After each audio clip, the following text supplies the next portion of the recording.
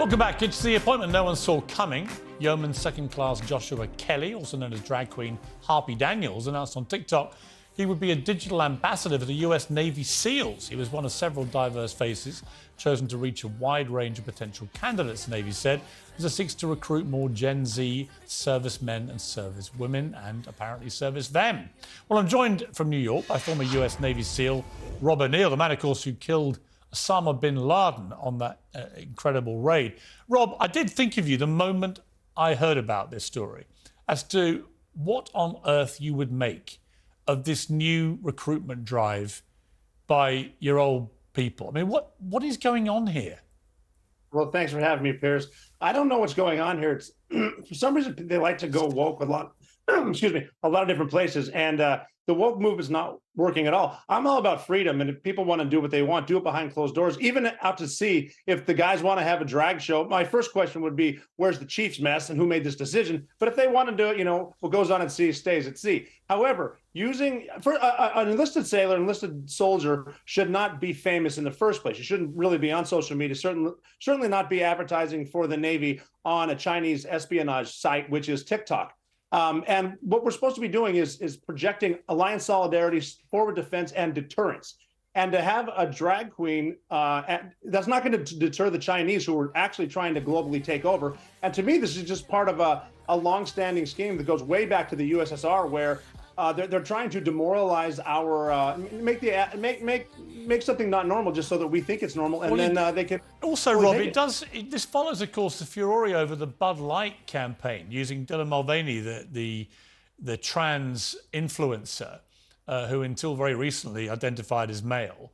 Again, massive backlash against Bud Light. In fact, I think sales down 25% or something.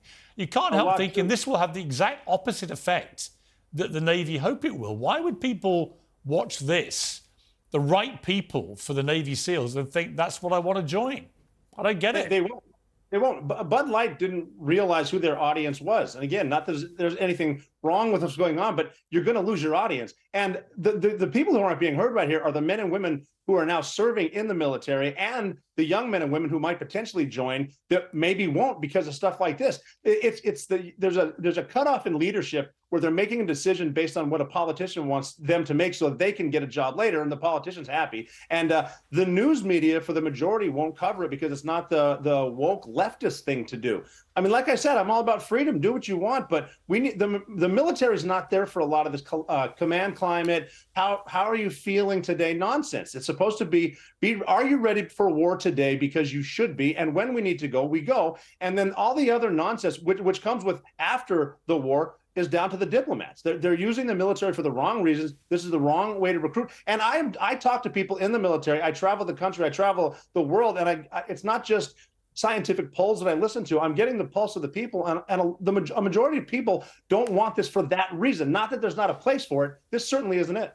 You know, we began this show, you may not have seen this, but we began this show because the Labour Party leader here, who's tipped to be the next Prime Minister, the way the polls are going, has announced that he doesn't think the public care about woke issues. This is the kind of thing that I'm talking about when I say they absolutely do, because I can't imagine many people watching this tonight are not going to watch this story and think, this is wokery gone completely bonkers. Yeah, it certainly is.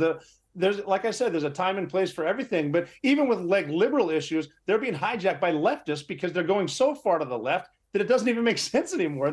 It becomes so partisan that they're making decisions that don't need to be made. They're one of the things they're doing is they're talking themselves into losing, as opposed to just sometimes the simplest answer is right in front of your face. There's nothing wrong with making a simple answer. And the simple answer, the way to recruit young men, especially in this country, is with the United States Marine and a flaming sword fighting the dragon. That's the people you want in the military. I mean, not that we don't want everyone. And again, I don't want to be, exclude anybody. But when we took 23 of the most highly qualified men on the mission to kill Bin Laden, not one of us cared what the other's sexual identity was. Right. We cared if are their guns loaded, are their batteries fresh, and if I get shot, can you carry me back to my family? That's all we care about. We're keeping it simple. Not what do you do on the weekend to entertain yourself behind closed doors? It doesn't matter. It's not important. Stop making it an issue.